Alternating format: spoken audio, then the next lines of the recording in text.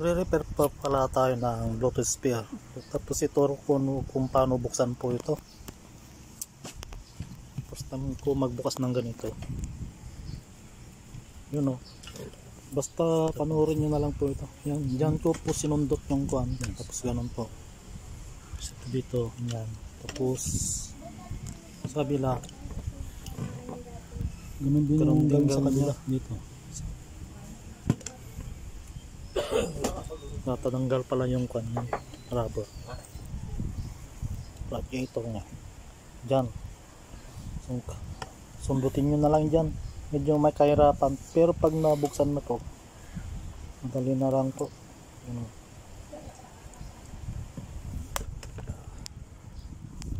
Yan, nag-click na po siya, na-open na.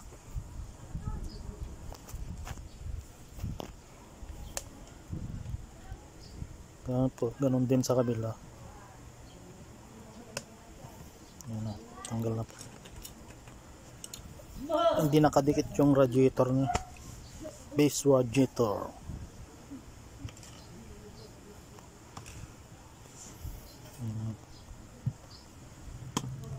Tapos pag sa harapan naman, sundutin lang natin yung screen kasi may mga nakatagong screw dyan. Hindi natin mababaklas yun pag hindi natin tatanggalin yung screen. Yan, parang speaker protection screen nya. Sundutin lang yan. Yan. Ano lang po yung gawin nyo. Tapos tanggalin apat na screw.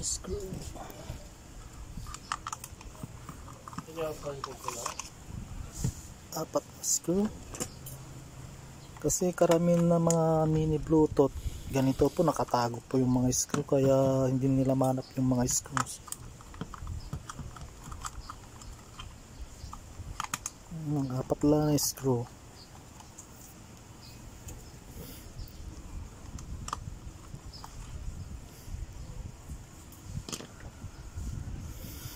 Yan, kahit hindi na po tanggalin yung nasa baba. Yan, ganun.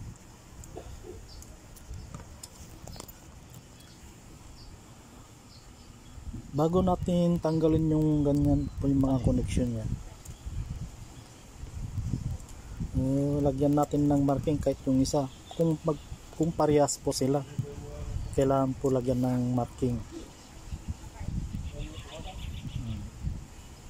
Binalik ko lang kasi nakalimutan kong nilagyan ng marking. Kahit yung isa lang kasi parehas po sila ng sugat. Kasi pag nagkamali po tayo dyan, masisira po yung audio IC. Pag naisaksak natin yung battery papunta sa speaker. Yan po, kahit yung isa lang. Yan. Tapos check po natin yung kwan. Sira po, na tuklap po yung PC boot. Tuklap. Naalalays ko kung paano po gawin to. Hindi natuklap po yung kwan. Kung saan galing po yung kwan, charging port.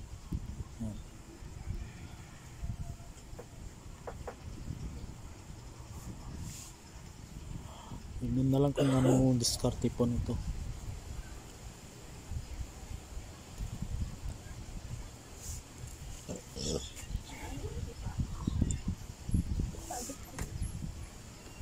Checking, okay pa naman yung charging po, natuklap lang po. Okay pa naman.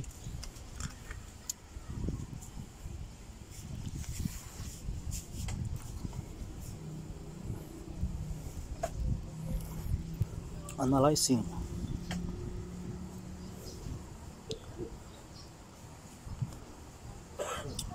Kailangan talaga may pagdidikitan yung charging po para hindi rin matuklap. Kaso nga lang natuklap po. Problem is sira yung combo.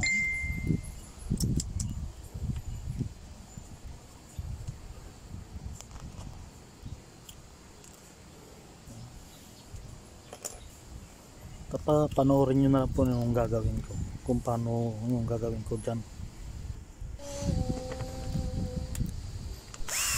Babarinahan ko, tapos lalagyan ko ng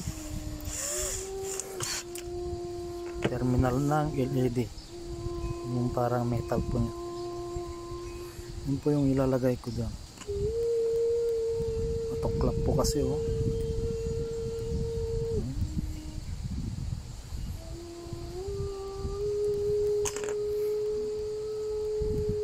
Yan, kukunan ko po yung kanyang terminal ng LED bulb.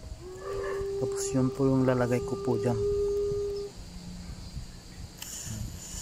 Nagbubutas po ako dyan. Tapos dyan ko po ilalagay yung metal. Para mapagdidikitan din ng charging port. Kasi pag wala po yan, matutuklap din po.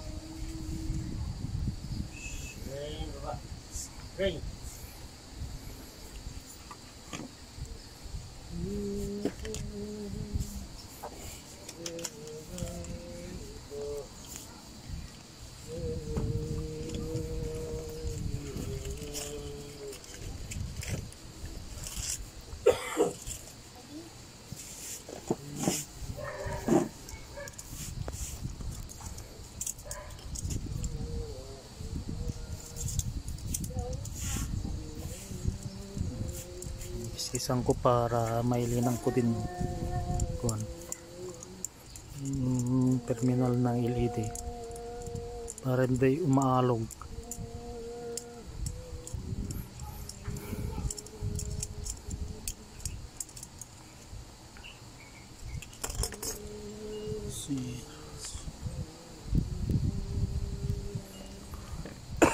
Ay, sorry po, excuse me. Yan, kukuha po ako ng kwan dyan. Yan po yung ilalagay ko doon.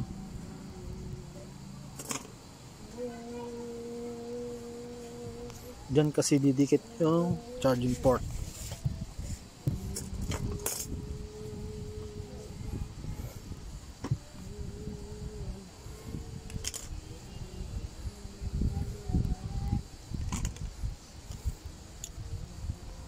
Then sa kabila ililinang ko para matibay din, kasi pag din natin lilinang wala din, aalog din po yan.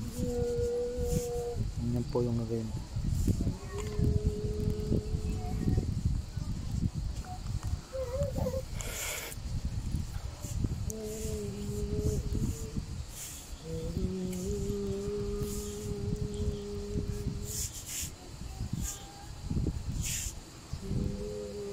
Parang pag tinitignan parang madali lang, pero may kahirapan po din. Sanayan lang po.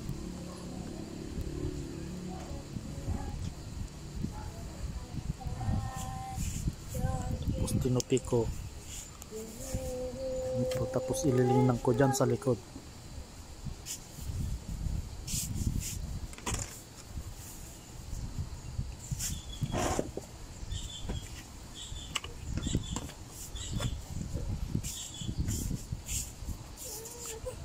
Po natin para matibay po yung pagkakapitan po niya, para level po siya.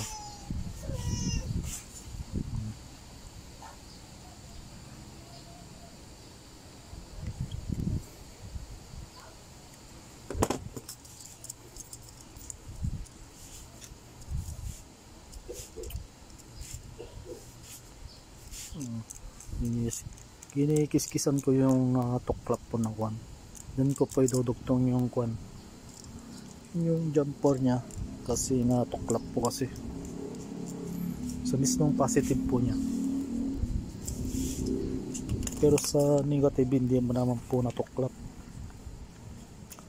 sa positive lang po.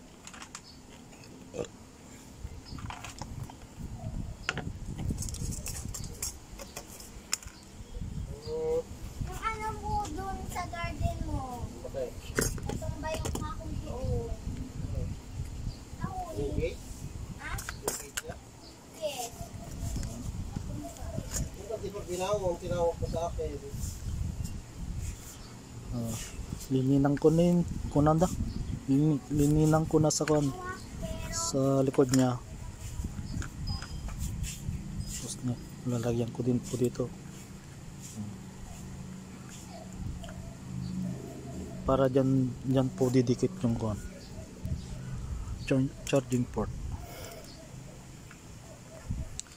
Natanggal ko na po yung natuklap na PC board.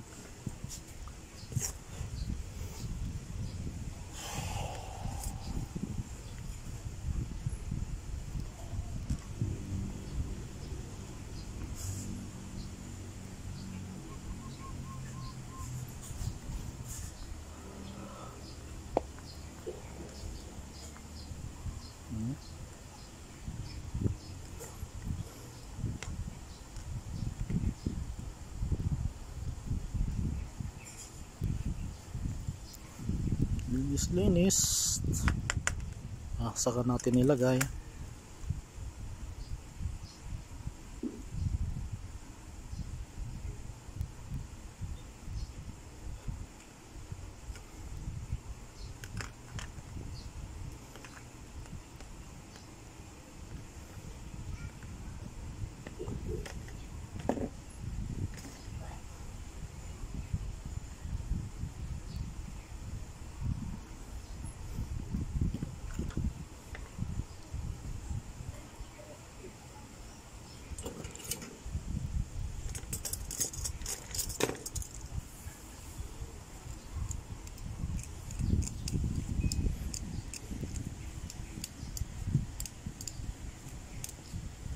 Sinsya na medyo na mahaba na po itong video.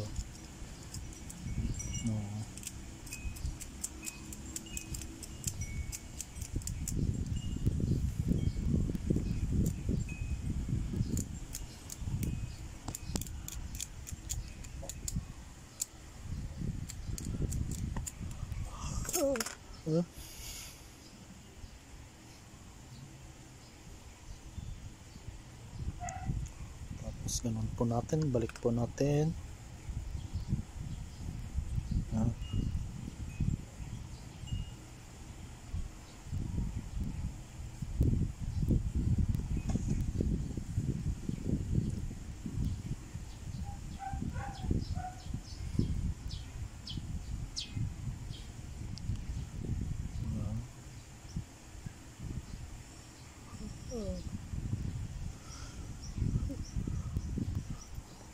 Silinang po natin habang hinawakan. Kukunin ko sana yung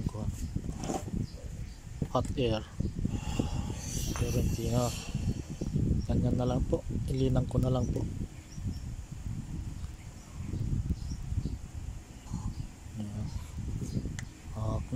Hawak na lang po.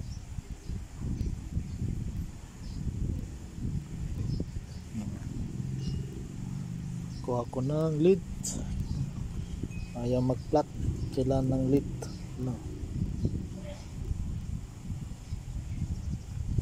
Soldering lead. Tingnan natin para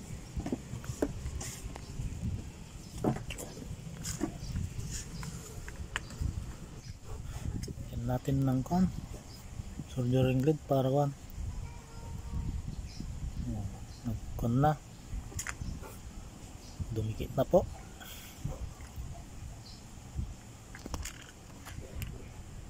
Okay na po siya.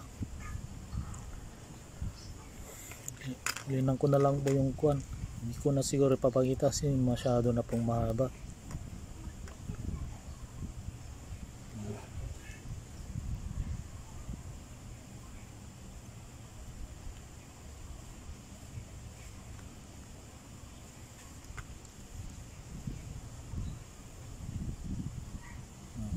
Tingnan natin kung makapit po yung ginawa ko. Okay na okay. See? Ganun po yung gawin nyo pag natuklap po yung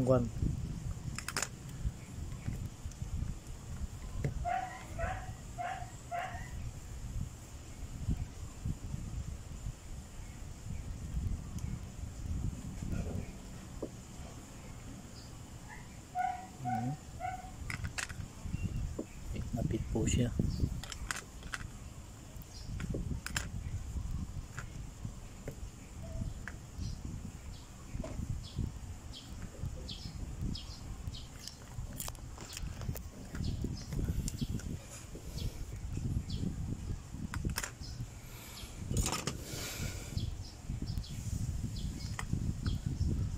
Hindi ko na ipapakita yung yung positive con niya, kung paano linan, kasi medyo matatagalan po tayo sa video. Diyan po tayo matatagalan. I-cut ko na lang po dito.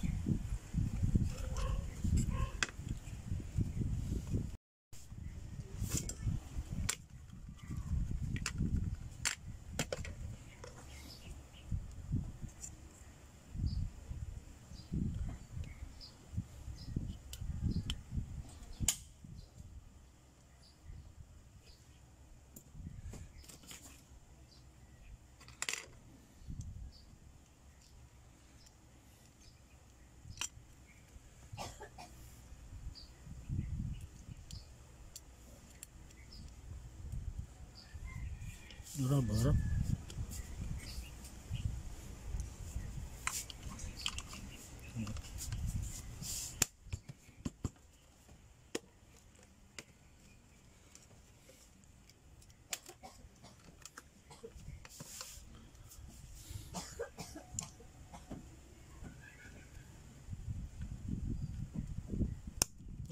Oops.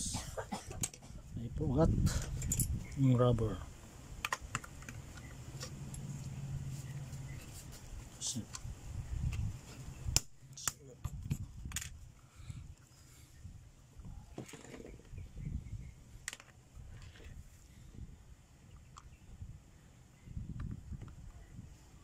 Charging.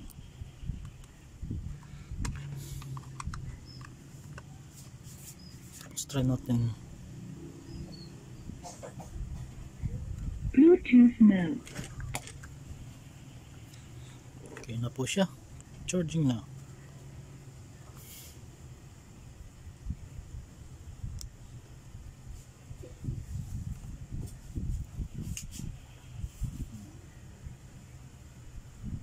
That's it. Thank you for watching.